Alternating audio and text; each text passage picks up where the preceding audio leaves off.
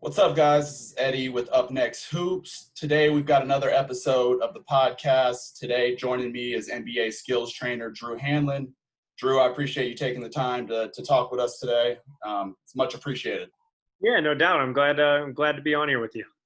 Awesome, man. Well, hey, I know we spoke about it briefly, but I've just been having different people in the basketball space come join us and just tell us a little bit about their journey. So I'm pretty familiar with yours, but I want to hear, a little bit more in depth. How'd you get your start with training and how did that take off? Yeah, so I tell people the full story all the time, but to shorten it, it really happened by chance. I was working really hard on on one court on a 3-court facility. A parent from a different court came over to me and said, "Hey, listen, I've never seen somebody work as hard as you. Can I pay you to work out my son?" And that was my first ever, opportunity to train any players. I thought it was an amazing thing. I got paid to help people doing something I love.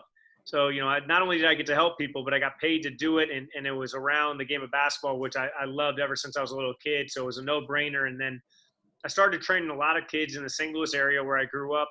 One of those kids was Brad Beal. Brad went from like 8 points a game as a freshman in high school to 24 points a game as a sophomore in high school. And everybody was, nice enough to give me some, credit for his big jump in his game. And as Brad's career took off, my training career took off alongside it, and the rest is history. Word of mouth is the biggest, way to kind of grow in the training industry. And so if you're helping players get results, word of mouth is going to be really powerful and impactful, and that's been really a good thing for me. Awesome. Now, rewind a little bit. Was this when you were in college, high school? When did this all start? Like, when did that parent notice you? I think I was 16 years old because I started Puresweat, which is my training company, when I was 17 years old. I wrote a training book, like a drill book. I called it Driveway Dedication. Basically, hey, listen, all you need is a ball and a passion to get better. You can work out in your driveway. It doesn't really matter. As long as you're working on the right things, you can get the right results. And I put together that book as a junior in high school. I started selling it. I self-published them at Kinko's. And I was selling them at every tournament, every camp, every clinic, every event that I could possibly go to. During games, I was going out to parents. Hey, I know your son is, in the middle of a game right now, but let me catch you during this timeout. Here's a drill book that helped me a lot. It'll help your son as well. And I sold almost 5,000 copies when I was in high school. And so that's when I really knew I was onto something. I knew that if I was able to help a bunch of people get results, and then I was able to continue to work as hard as I did on my own game in the training world, I knew I was going to be able to find success, and that's exactly what's been able to happen for me. Wow. So obviously that happened in high school. Just from looking at your background and stuff, you played college ball, obviously. When you entered college and stuff, were you more focused on like, hey, I want to play pro after college, or did you always know like, hey, training is what I'm passionate about, that's what I want to get into? No, and it's actually one of those things, like when I was in high school, I was undersized. I'm 5'11", and I started having that kind of almost realistic mindset of, okay, it's probably not likely that I'm going to make the NBA. Now, I did have opportunities after I was done playing at Belmont to play overseas. I was a first-team all-conference player.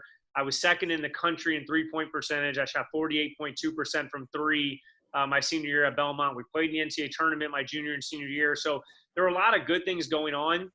I just knew that I had a better chance at being one of the top trainers in the world than I did at becoming one of the top players in the world. And I looked at it and I said, you know what, there's 450 players that make the NBA. I'm not in the top 450 players.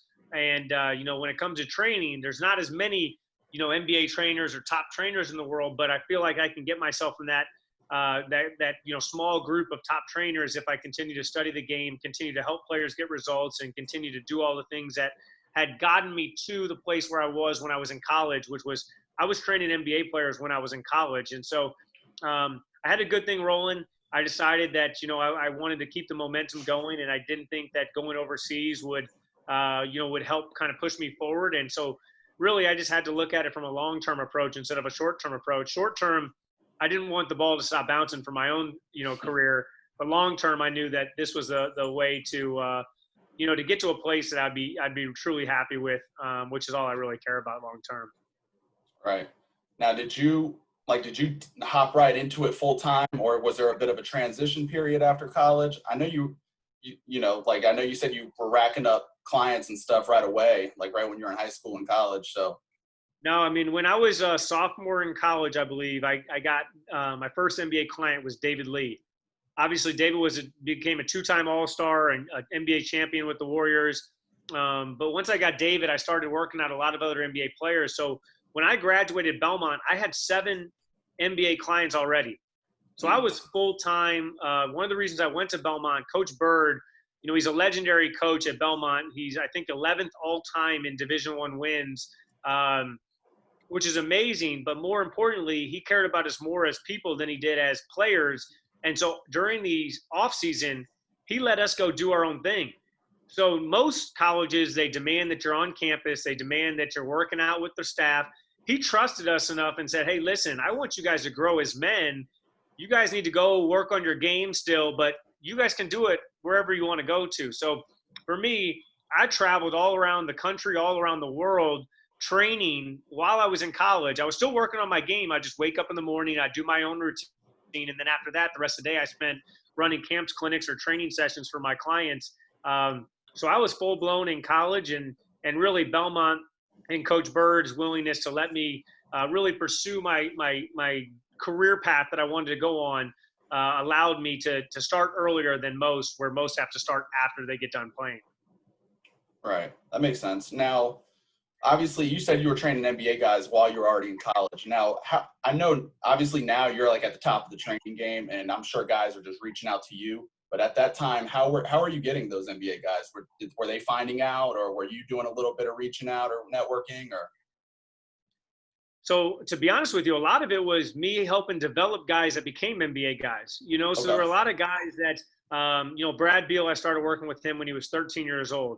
He becomes, an NBA guy. And so there's, my first, guy that I've helped develop.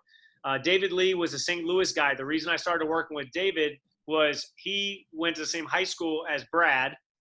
And so, again, he saw the results that I got for Brad, so he wanted to do that. Then I started working with a couple of Vanderbilt players, John Jenkins and Festus Ezeli, who both, got drafted in the 2012 draft. And I helped them out. Their agent liked the work that I did. I helped move both of them into the first round. They were both second round projected picks. They went first round. And so then he hired me a couple years later to work with Andrew Wiggins and Zach LaVine during the pre-draft process. Once I worked with those guys, Joel Embiid saw the work I was doing with Andrew and said, both KU guys, I'd love to work with you. Then I started working with a bunch of the Kansas guys because they saw those guys, so then the Kelly Oubres and the Shaq Diallos, et cetera. So it was all word of mouth. I was a St. Louis guy, so Jordan Clarkson was at Tulsa. When he was thinking about transferring, we linked up on his visit. He said, if I go to University of Missouri, will you train me? I said, yes. So again, a lot of my clients are guys that I had when they were in high school or college, and I helped them make that transition from high school to college to pros. So I think that most people think just go beg NBA players, but I wasn't trying to hop on somebody else's success. I was trying to help them get there. And I think that's the best thing trainers can do is help develop. I think there's a lot of guys that work out NBA players, which means you rebound, you get them in shape, and you put them through drills. To me, that's great if that's what people want to do. To me, I take more pride in the development process. Adding layers to players' games, helping them kind of move up the ladder. And if I'm adding something to the player's game every summer and every offseason, then I feel like I'm doing my job. If I'm just in the gym with them and taking pictures with them and videos and trying to claim that I'm the secret sauce behind their success, I don't feel like that's the right thing to do. So for me, it's always been about development. It's about building real relationships. Also having the humbleness to understand I'm a very small piece in the puzzle. I tell people all the time, I'm like, while I did help Brad a lot, while I did help Jason a lot, or Joel Embiid, or Zach LaVine, or Kelly Oubre, all these guys that I've had for a long time, the truth is they would have been NBA players without me. And I think that that's something that a lot of trainers don't understand as well is they start trying to, be territorial and take credit. It's like, hey, man, listen, our job is to take them to a place that they couldn't take themselves. But just realize they could have taken themselves very far if you weren't in the picture as well. And so having great relationships with hardworking players has allowed me to get great results, and those results, speak louder than any marketing pitch or any kind of highlight reel would. And that's why I feel like I'm in the position I am today. Sure. Now tell me a little bit, like, let's get a little bit into like the whole Pure Sweat thing and how it's developed over the years. I mean, obviously it started with just you, but I know you have Pure Sweat trainers all across the country. Is that right? Like, how did it get to that point? Yeah, so I mean, to be honest with you, when it started, I started Pure Sweat, the name brand, because when I was in college, I was not allowed to use Drew Hanlen because of NCAA rules. NCAA has rules where student athletes not allowed to use their image or name or likeliness, so I couldn't even have pictures of me. So I had to run Pure Sweat camps, and people were like, "Well, who's running it?" I'm like, "Well, like I am, but I'm not allowed to say that I am in marketing material." So I started Pure Sweat in high school with my high school coach for that reason, so that I could run camps and clinics with it being legally, acceptable with the NCAA. And then really, I transitioned a couple years ago where I said, you know what, I've got all the clients that I want to do, work with. I don't really want to add new clients. I just want to continue to help develop the clients that I have. I don't want to spread myself too thin where I can't, go deep. I always say that depth is more important than width. Trainers should really pour into the individuals that they have instead of trying to spread themselves thin with a bunch of individuals.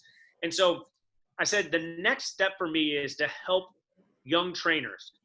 And so the first thing I did was I developed my next mentorship program, which is a program where I have a full course explaining all the ins and outs of what trainers need to do to kind of go from A to B to C, and takes them all the way up through, eventually to where I'm at now, where you're training NBA players, you're working on getting brand deals, you have a social media following that you can kind of pour into.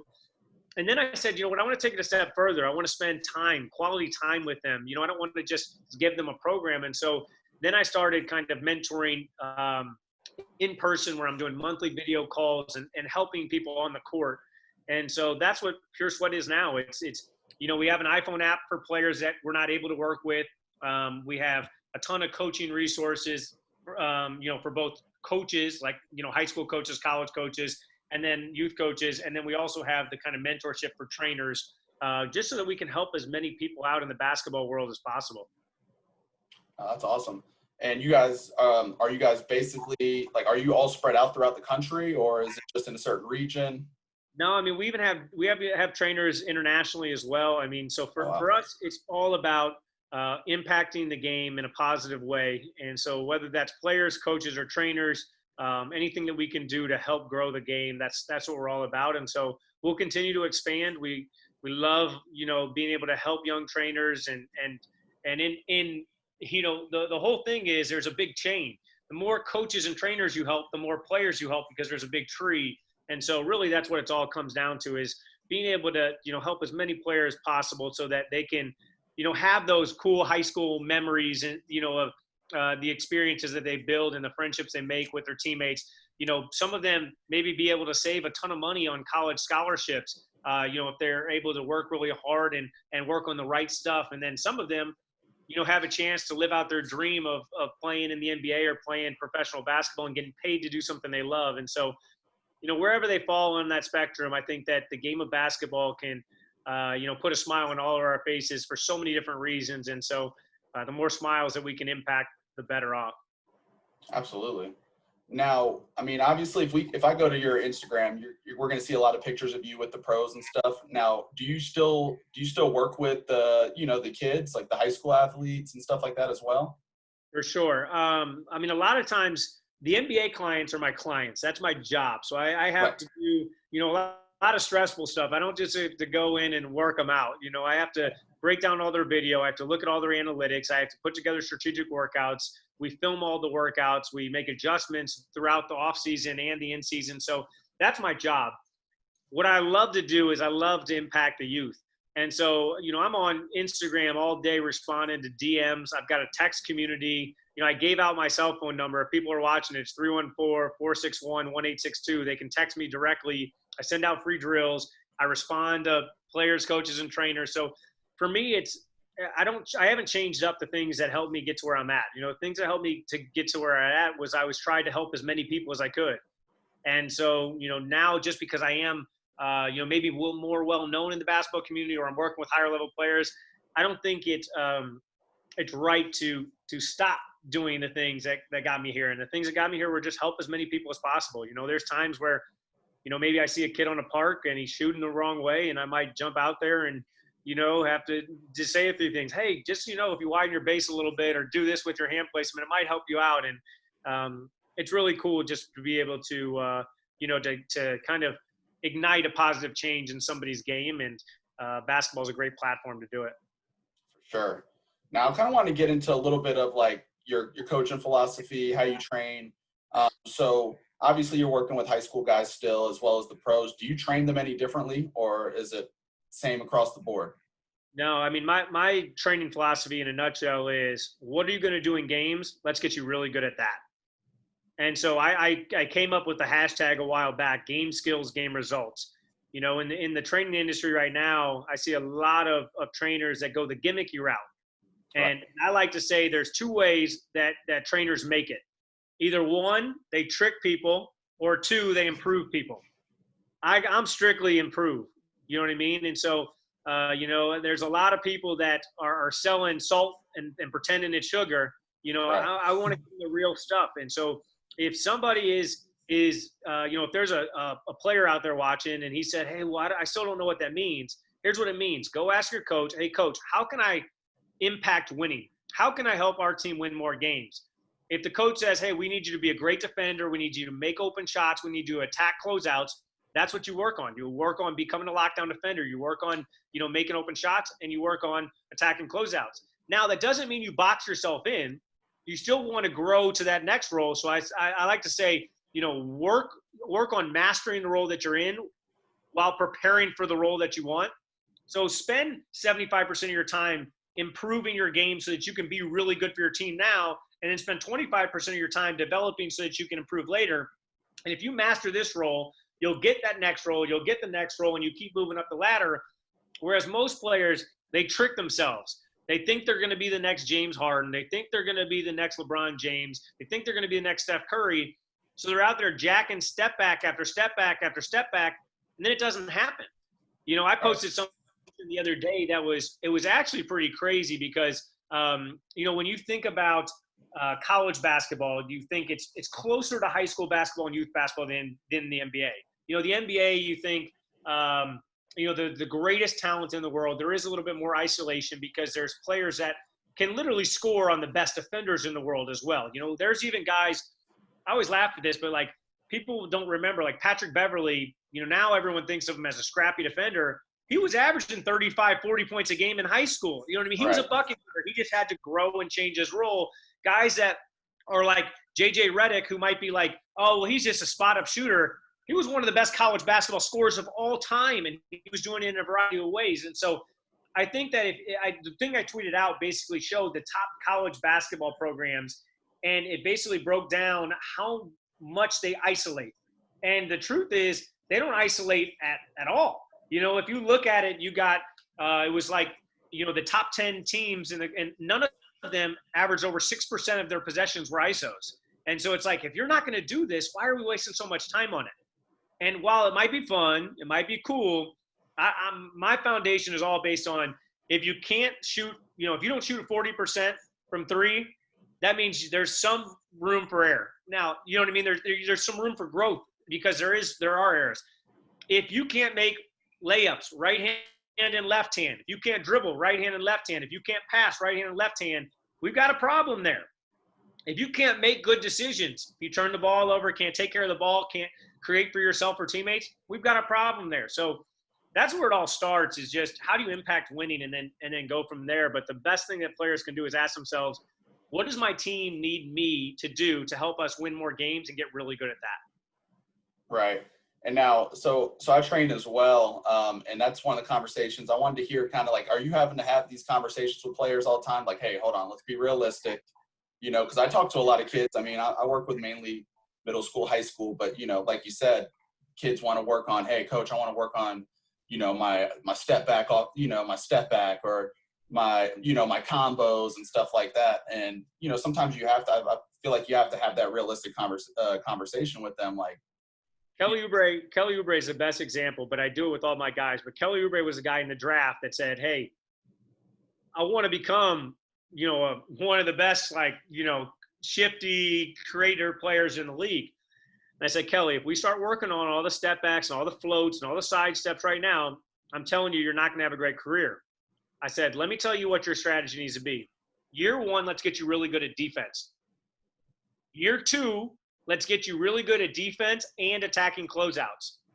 Year 3, let's get you good at defense, attacking closeouts, and spot up shots. Year 4, we'll work on moving shots. Year 5, then we'll work on off the dribble, side steps, all that kind of stuff. Now, Kelly averaged 3 points a game as a rookie, then 8 points a game, 12 points a game, 15, and then 19 points a game. There were a couple other wings in the same draft class as him that took a different strategy. They went with the let's try to get bucket strategy, and Kelly's getting paid way more money. He's way more successful, and he's going to have way longer career because he took the right development process.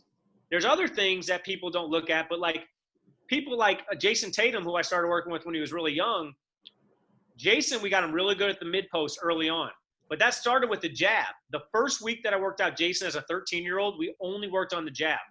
We watched video of Michael Jordan, we watched video of Kobe Bryant, we watched video of Tracy McGrady, and then we would just sit there and work on the jab.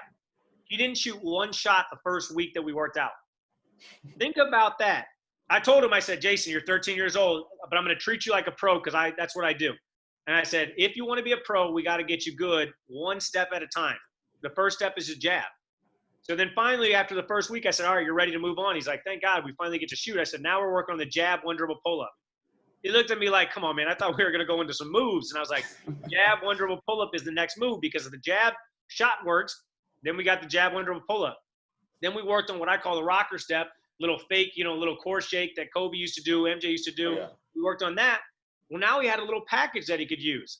The funny thing is a couple weeks later, he's playing in a tournament, and Braxton Key, who's in the NBA draft this year, he won a championship at Virginia. He was guarding Jason. And I had worked with Braxton when he was in like 8th grade because I was at Belmont and he was raised in Tennessee. And sure enough, Jason just cooked Braxton over and over again in the mid-post, jab, pull-up, jab, one dribble, step back. And afterwards, I got a text from Braxton and said, bro, whatever you taught Jason with the jab, you got to show me. And I sent the screenshot to Jason and said, see, it worked. And he said, I'm going to be honest with you, no one could stop the jab. And then you build on that. And then when it came to low post, we started with the baseline fadeaway. Then it was baseline fadeaway, shot fake, then shoot the fadeaway.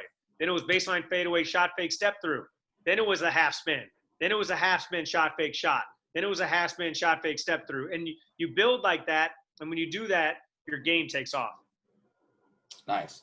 So that was what I was going to get into now is just kind of like how you structure your workout. So say a guy like Jason Tatum, like, would you just work on just pure jabs the whole session, for a week or however long it took before you mastered it? We normally have one focus, 2 focuses, or maximum 3 focuses for the entire off season. And that's all we work on. Now, it could be a big focus, like it could say decision making. So then we have to work on, a bunch of different decisions, whether that's attacking closeouts, shooting the contested shot, side dribbles, attack into a kick, attack into a lob, etc. It could be something small, balance on your shot. It could be something like, Brad Beal this summer is working on extending his range. So that just means we need to, work on, getting him more consistent from further out. So, that's all we do. We simplify. I always say simplexity is the word I use. Simplify the complex stuff. Complex stuff is doing a million moves and doing all these ball screen reads and all these finishing things. Simple stuff is getting really good touch, so you don't have to work on all the finishes. You just have good touch so that in the game, if you need to sidestep, you sidestep. If you need to hop, you hop, and eventually you have the touch to finish it. For sure. And are you in a typical training session, are you having, obviously you want to make it as game-like as possible. Are you throwing bodies at these guys and, Normally we have a process that goes film, we watch it on film, we walk through it and talk through it. I make them teach it back to me so that I know they truly understand what's going on. After that, we rep it out, 1 on 0, 1 on air. Then we go 1 on guided defender, which means like 1 on a dummy defender. Right. Then we go 1-on-1 live where they have the advantage. Then we go 1-on-1, and then we go into like 3-on-3 and then 5-on-5. So we just build it up. That's awesome. Yeah.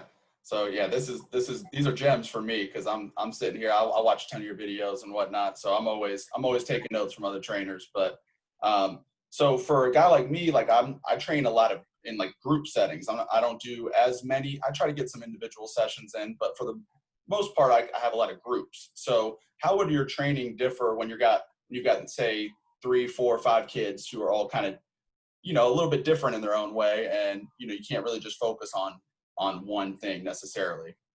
I would say get the foundation down. I think the biggest thing for me is make sure that all of them can do those things I talked about. In my eyes, I look at the 4 main pillars.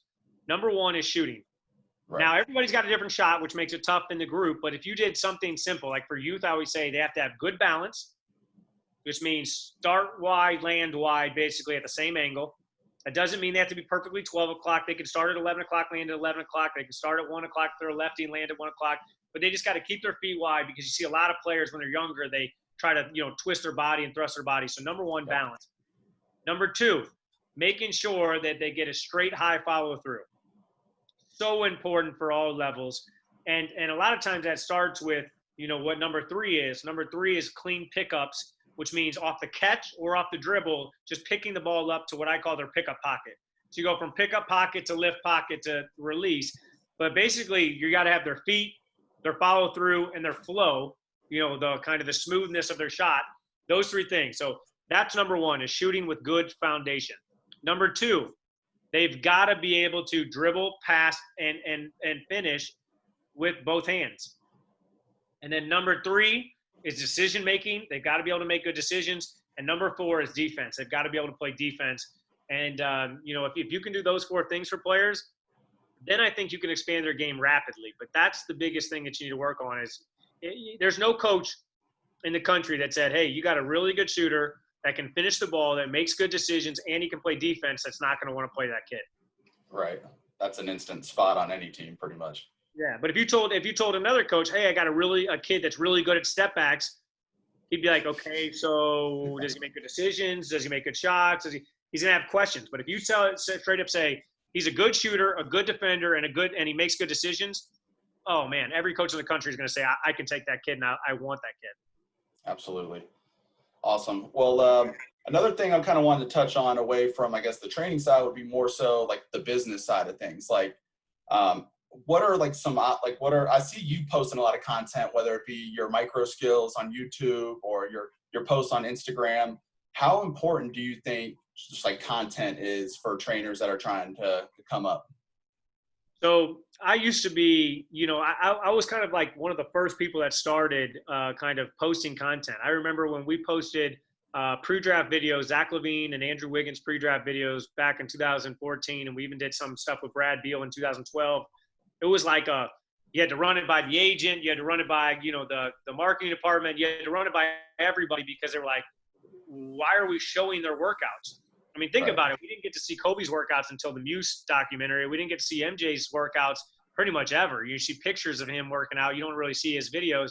True. And so we started posting videos more so that we could help younger players just see what NBA players do. I really saw the training world going the wrong way. I saw all these procs, all these gimmicks, all these, you know what I mean, like Dance Revolution mats out there. And I was like, all right, listen, we don't need monster truck tires to get better. We need one basketball. We need game-like skills, work on it really hard, and you're going to get game results.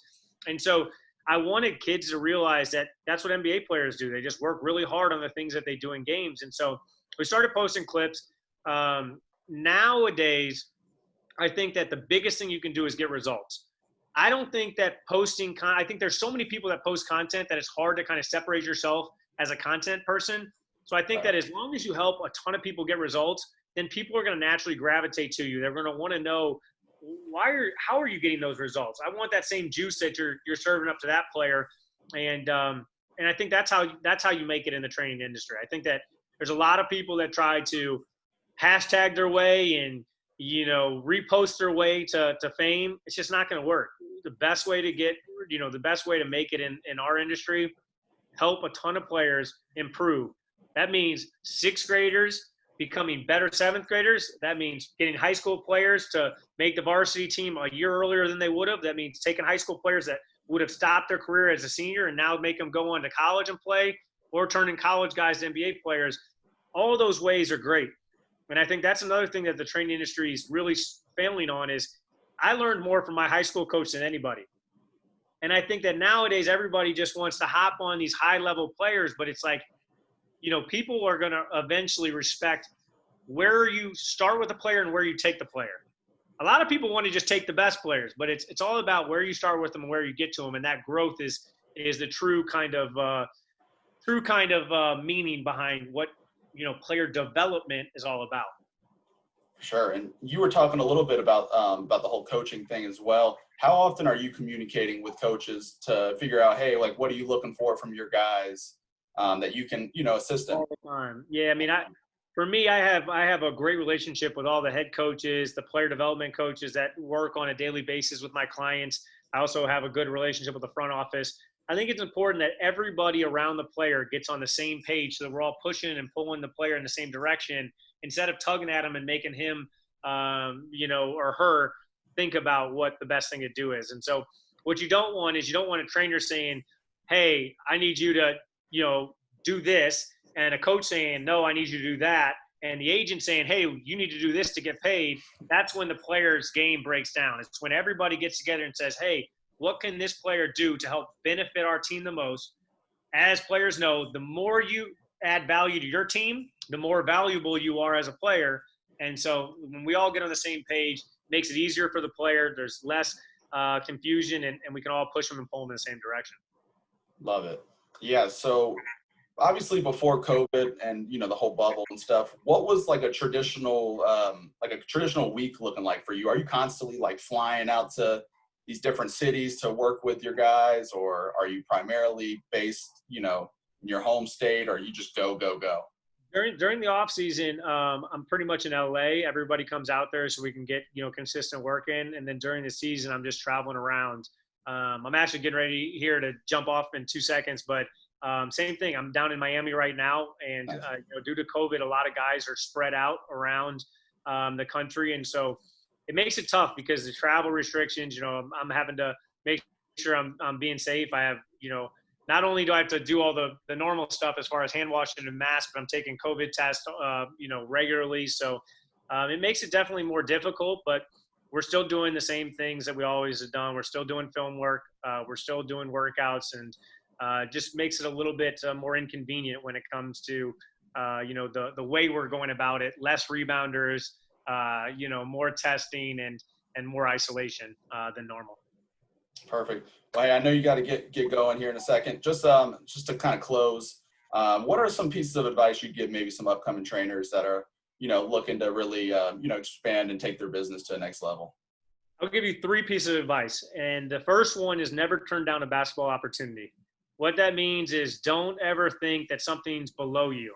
You see a lot of trainers and they think, I don't want to go work out this kid for free, or I don't want to go speak at this because there's only going to be 4 kids. Never turn down a basketball opportunity. You never know what's going to happen. And, there's a lot of players out there that people don't know that really started my journey. You know what I mean? If I said the name Matt Baker, you'd be like, I don't know who Matt Baker is, but that was the kid that gave me my first ever workout. Without Matt Baker, there would be no, Drew Hanlen or Puresweat, as a trainer, because he started it all. A lot of people might not know the name Mike Dixon. He was a really successful college basketball player, but he was the reason why I worked out Jordan Clarkson. A lot of people know who Jordan Clarkson is, but if I didn't really kind of pour into Mike Dixon, I would have never had him. And so the list goes on and on, but a lot of trainers look at my clientele now, they don't realize that I had to help a lot of 6th graders and 7th graders to get to the point where I was doing that. And to this day, I still help the kids at the park for free. I still go volunteer to do, you asked me to jump on this, and I said, hey, yeah, guess what? I'll find a time to make sure I do it. And Really I do it for free. appreciate that, by the way, too. So never turn down a basketball opportunity. For me, I did this, spent 40 minutes with you, but you know what? Maybe there's somebody out there that watches the YouTube video, and you know what they say? You know what? I love basketball. I miss basketball. I want to be a basketball trainer, and now their whole life changes. That's worth my 40 minutes. So number 1, don't turn down a basketball opportunity. Number 2, this is probably the most important one. Treat every player as if they were your only player. I see so many people that have 6th grade clients and they're like, man, I wish I was working with the best high school kids in the area. And if they have that mindset, I really don't think they're ever going to make it. If you say, hey, man, I got a group of 6th graders that I'm going to help them become the best high school players in 6 years, those are the trainers I think are going to make it. So, I mean, seriously, you have to care about everyone the exact same way. And I think that's one thing that my clients respect about me is that I do. I treat everybody the exact same way. And it's because they are the same. You know, it's people to people. People are worth the same amount. Now, one player might be better than the other player, but as people, they're both trying to make it in the basketball world. They're both trying to make memories. They're both trying to make money if in the NBA case, etc. And so that's the number 2 piece of advice I would say is treat every client like your own client. Number 3, and this one is, again, another thing that I think is super important, but it's one that we don't really think about. But constantly remind yourself why you're doing it. And if you remind yourself why you're doing it, you'll realize we're in the business of helping people. And if you thought about, that all the time, you'd be constantly searching for ways that you can not let them down. So for me, after a bad game, one of my clients has a bad game, I feel like I had a bad game. I'm on the computer. I'm trying to break down their film. I'm trying to figure out, the problems, then find solutions for those problems. There's nights that I go sleepless just trying to find solutions for problems. It's because I don't want to let that guy down. And so a third piece of advice I would give you is just remember that they're trusting you with one of the most important things in their life, their game. So a lot of people, basketball players that are serious about basketball, their ticket to their happiness is basketball. And while hopefully the players learn to disconnect them, hopefully players learn that basketball is just a game and that life is a lot bigger than the game, most of the time their identity is tied to basketball. And so if you realize the most important thing is their health, and their second most important thing is their game almost, and they're trusting you with their game, that should be enough to do anything and everything you can to help them get results. And so those are the 3 things that I would tell you. And if you can do those things, I promise you that, you're going to have a ton of great opportunities in the game of basketball, and you have no idea where it's going to take you. Awesome. Hey, well, I appreciate it, Drew. Thanks for taking the time to meet with me today and responding to that Instagram DM. But hopefully everyone can get something from this, like you said, and maybe possibly even change somebody's life and outlook. So again, I really appreciate it. If you want to go ahead and, tell them about your texting program and where to follow you, we'll go ahead and close on that. Yeah, no doubt. I mean, like I said, I send out, daily texts or a couple of texts a week. It's 314-461-1862 for people in the United States, Canada, and Mexico. We're working on the international still, so we can text everybody around the country or around the world. And then just Drew Hanlen, Hanlen on all platforms. That's where I post as much kind of real-time content. You'll see right now I've been pretty dry. I think I posted like 2 posts in the last, 2 months. But we're getting ready to start up November 8th with the serious training. My videographer will be back out there. So, anytime we get good sound bites or good clips that we think will help players, coaches, trainers, we try to do our best to share it. So, no, man, I look forward to following your career and everything like that. And I hope that there's other people that are inspired by this video as well. Awesome. Hey, I appreciate it again, Drew. Thanks for all your time. No doubt. Have a good rest of the night. All right, you too.